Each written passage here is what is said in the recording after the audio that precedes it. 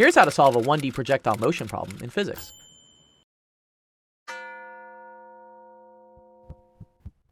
So in this example, we have a ball being launched directly upwards, and we're asked to figure out the maximum height it reaches, as well as the total time the ball spends in the air.